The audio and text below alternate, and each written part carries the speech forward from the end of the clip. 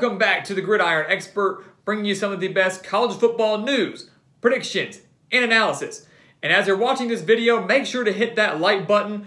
Go check us out on Twitter and Instagram at Gridiron Expert. And of course, visit our official website, thegridironexpert.com, where you can sign up for our weekly newsletter and also sign up for our expert picks, where you will receive all of our 2019 college football spread picks for just $30.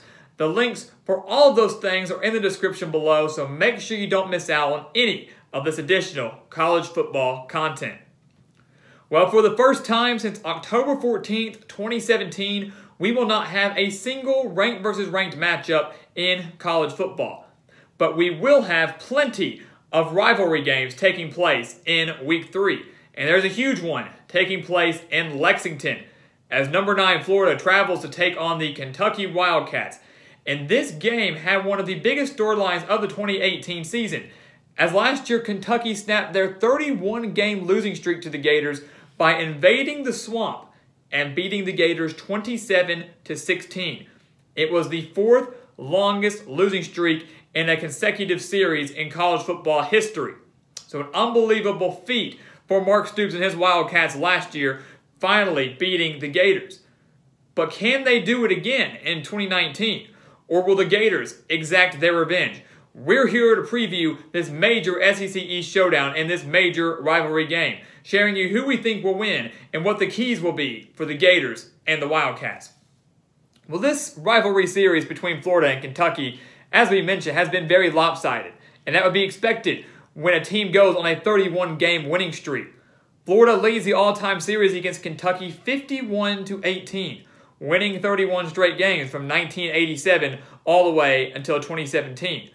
To put that in perspective, the longest winning streak for Kentucky is 4 games, taking place all the way back in 1948 to 1951. So it's been, once again, a very lopsided series for Florida, but things are slowly switching gears. It would obviously take a very long time for Kentucky to even come close to evening up this series, but Kentucky is finally making it competitive once again. But while Florida's 31-game winning streak was snapped last year, they still have a winning streak to uphold. They have not lost in Lexington since 1986. They have a chance to add to that streak in 2019 if they can defeat the Wildcats. They also haven't lost 2 in a row to Kentucky since 1976 and 1977. So Florida trying to maintain a streak on the road, while Kentucky's trying to start a brand new streak of their own, trying to win consecutive games against the Gators since the 1970s. Now, we're going to preview a little bit of what happened last year, and then we're going to dive into what we should look for in this 2019 matchup. But the key for Kentucky back in 2018 was, of course, Benny Snell, the all-time leading rusher in Kentucky football history. Kentucky dominated the line of scrimmage against Florida back in 2018. The Kentucky team averaged 7.4 yards per carry. Benny Snell rushed for 175 yards against a Gators defense that many thought was, at that time, one of the better in the nation. They ended up being that by the end of the season, but early on in Week 2 of last season, that certainly was not the case. The Kentucky defense, led by Josh Allen, did a fantastic job of keeping Felipe Franks in check, holding him to just 232 yards to the air, 17 for 38 passing, 2 touchdowns, and an interception. They also bottled up that Florida rushing game. The leading rusher for Florida last year was Felipe Franks, averaging just 4 yards per carry, 11 rushes for 44 yards. Terry Wilson had himself quite a game in the swamp as well. 151 yards, 2 touchdowns, and 1 interception. The problem going into 2019 is that Kentucky will now be without Josh Allen, the leader of their defense last season, Benny Snell, their leading rusher last season, the best running back in Kentucky history, and now they are without Terry Wilson, their quarterback that led Kentucky to a 10-win season last year. Wilson is out for the season after sustaining a knee injury in their win against Eastern Michigan last year, so Sawyer Smith will have to come in for Kentucky and try to lead them to their 2nd straight victory over the Gators.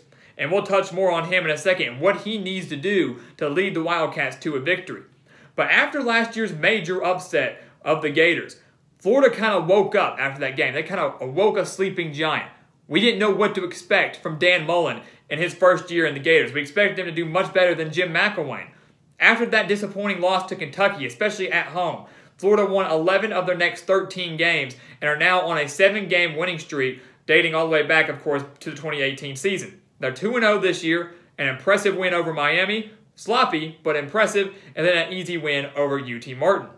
Kentucky, following that win against Florida, started the season 5-0, including a 7-1 start, and finished the season 10-3 with a very impressive win over Penn State in their bowl game. So that game last year, so early on in 2018, really set the tone for both teams in the direction of these programs early in Dan Mullen's tenure and obviously much later on in Mark Stoops' tenure with the Wildcats.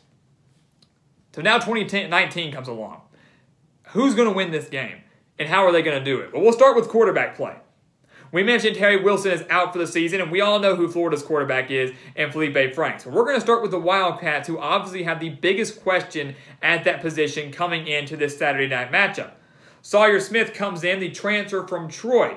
Put up some pretty big numbers last year, considering he wasn't even the full-time starter for the Trojans in 2018, led under Neil Brown, who has now left to take the head coaching job at West Virginia. But for about half a season, Smith put up nearly 1,700 yards to the air and 14 touchdowns. Also led Troy to a bold victory over Buffalo. So he had the talent. You know, he was recruited by Alabama to play baseball, not football, and there was more of a chance that he could have gone to play for West Virginia under Neil Brown if he had not gotten the transfer in Austin Kendall from Oklahoma.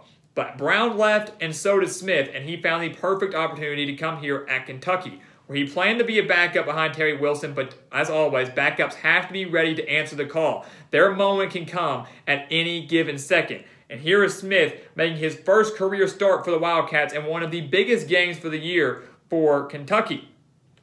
Last week against Eastern Michigan, a 38-17 win for the Wildcats. Smith came in. They really relied more on that run game for the Wildcats, but he went 5 for 9, only 5 completions, but 2 of those completions were for touchdowns.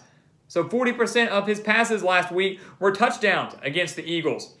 So maybe there is hope after all. I know it was just a MAC opponent, but I do believe Sawyer Smith, after seeing what he did against for Troy, has the talent and the ability to lead Kentucky to a win at home against the Gators, especially with the Gators being without C.J. Henderson, who is extremely doubtful playing in this game in Lexington. One of the better anchors of this Florida defense, one of the best players in Florida's secondary could be out, and that is obviously a benefit for this Kentucky team. Of course, we all know about Felipe Franks, the quarterback for Florida, already thrown for 524 yards and 4 touchdowns this season and just 2 interceptions. And the talent is not necessarily the issue for Felipe Franks. Yes, he is very inconsistent. Some days he has a great game and sometimes he doesn't. We saw very dominant performances from Franks many times in 2018. Then we saw some very abysmal performances from Franks, much like we saw in Miami back in week 0, much like we saw in the swamp against Missouri in 2018. So what Franks will we get in this game against Kentucky? But the biggest thing for me is not the talent of Franks, it's the maturity and the leadership of Franks. He is not a mature quarterback. There's a difference, as many analysts have said, between confidence and cockiness. And if you watch the way Franks behaved himself on the sidelines against Miami and back in week 0, it was not the way a quarterback for a top 10 team should act. Especially a quarterback that had many turnovers against the Hurricanes and nearly cost his team the game. Franks has to work on that, and it's only himself that can work on that. How will that translate in this game against Kentucky? That all remains to be seen, but he has to cut down the turnovers. He has to step up and be a mature leader for Florida, who is number 9 in the country and has their sights set not just on an SEC championship, but maybe even a college football playoff berth. So the quarterback play coming into major play here in Lexington. But the biggest thing, of course, is going to be the play in the trenches. We mentioned earlier that's how Kentucky won in 2018. We mentioned that Kentucky beat Florida not through an aerial attack led by Terry Wilson, by dominating the line of scrimmage, by pounding the rock with Benny Snell in a potent rushing game, and by generating enough pressure on Felipe Franks, forcing some errant throws, getting some sacks, pressuring him, and making his life miserable in the backfield. Can Kentucky do that again? And I'm going to say no. I'm going to say Kentucky will be unable to do that in this game in Lexington. I think it's going to be the other way around. I think Florida is going to be the team that wreaks havoc in the backfield. Florida already has, in just 2 games, already has 15 sacks this season. That is the most in the FBS. They lead the FBS in sacks this season. So they're averaging 7.5 sacks per game against Miami and, of course, UT Martin. Kentucky has allowed only 3 sacks this season. But, of course, their only 2 opponents have come against Toledo and Eastern Michigan, both teams out of the MAC. Todd Grantham is going to bring so much pressure in this game that I don't think Sawyer Smith and Mark Stoops are going to know what hit them in Lexington. I'm not saying that Florida's going to come in here and blow the Wildcats out, but Sawyer Smith has to be able to pick up and read the defenses, pick up the blitzes, know what's coming, because I can guarantee you Grantham is licking his chops. The Gators are licking their chops going up against a quarterback, starting it for the first time with his brand new team. It's going to be extremely difficult for this Kentucky offensive line, I think, to keep back one of the better defenses in the entire SEC. Florida will generate a lot of pressure, much like they've done this entire season. Despite losing C.J. Henderson for this game, it's going to be very difficult for Kentucky to rack up any success on the offensive side of the ball. They're going to have to protect Smith if they want to have any chance of winning this football game. Can they handle the Florida pressure? That remains to be seen, and that is our key for Kentucky going into this game. Not only protecting Smith, you've got to be able to hold against that Florida defensive line and those blitzes that Grantham is going to throw at them all game, but also take some pressure off of Smith. He came out and said that he appreciated Kentucky, the play calls against Eastern Michigan, relying more on the run at first until he was able to be turned loose, warming him up and getting him ready because he hadn't had any playing experience, obviously, with the Wildcats until Wilson went down with that injury. So they've got to, once again, rely on that run game early on in this game, at least to get Smith accustomed to the bright lights, the primetime game against a big-time rivalry opponent, and obviously a very good one and a top 10 opponent in Florida. Cavassier Smoke has averaged 9.4 yards per carry this season, and Asim Rose has rushed for 146 yards, so 4.4 yards per carry as well. So they have 2 very capable running backs for Kentucky in this game against Florida. Sure, they're no Benny Snell, by no means, but both have the talent to maybe take a little bit of pressure off the passing attack and maybe have Florida not be able to hone in on the pass so much. If they can generate enough success against the run, that can very well open up the passing game for Smith to try to spread the field against a Florida secondary that, of course, will be without one of their biggest playmakers. One thing to keep in mind, though, of course, is that Florida is only allowing 70.5 rushing yards per game this season. And I get one of those games was against UT Martin just last week. But 70.5 rushing yards per game. That is a major cause of concern for a Kentucky team that I think will rely heavily on the run in this game. Now, the key for Florida, of course, is just to play clean football. Anytime you come on the road, especially when you're going on the road against a conference opponent, you've got to play clean. You cannot beat yourself up. That means limit turnovers. And yes, I'm talking to you, Felipe Franks. Limit the turnovers and then just don't commit penalties.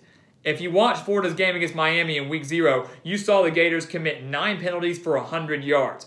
Dan Mullen was quick to clean that up by Week 2, the first legit game, or Week 1 game, I guess, for Florida against UT Martin. Only 3 penalties for 30 yards. So, obviously, Dan Mullen was corrected a lot of things in that 2-week rest they had between the Miami game and the UT Martin game. But they cannot afford to beat themselves up against the Wildcats. Prevent penalties, prevent turnovers, and then, of course, like we mentioned earlier, pressure Sawyer Smith and pressure him early. If you rattle him early enough, it could be a very long night for the Wildcats and this offense. In the end, I think Florida will come on the road and take care of business in this game. We predicted that back in the offseason. And now, with Terry Wilson being out of this game, that to me, that just is another sure sign that Florida should come in and take care of business. Now, of course, we know when we talk about rivalry games, we throw records out the window. We throw previous performances against other teams out the window. So if Florida's abysmal performance against Miami and Kentucky's mediocre performances against Toledo and Eastern Michigan can both be wiped away. It's a brand new game, and anything can happen in a rivalry game. Kentucky has given Florida battles the past few years under Mark Stoops. Beat them last year, gave them a test back in 2017, a game that the Wildcats should have won. With this game being in Lexington, the home crowd is going to be energized. It's going to be a heck of an atmosphere down at Kroger Field, but Kentucky just will not be able to get the job done.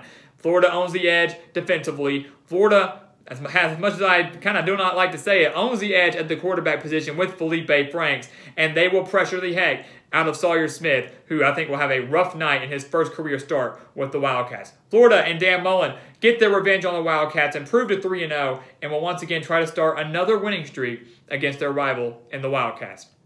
So guys, thank you for watching us here on YouTube. Go check us out on Twitter and Instagram at Gridiron Expert, and of course, check out our official website, thegridironexpert.com, where you can sign up for our weekly newsletter and sign up for our expert picks, which will give you every single one of our 2019 college football spread picks for just $30. And guys, once again, thank you for watching us here on YouTube. Please continue to like, comment, and subscribe, and we will see you next time on The Gridiron Expert.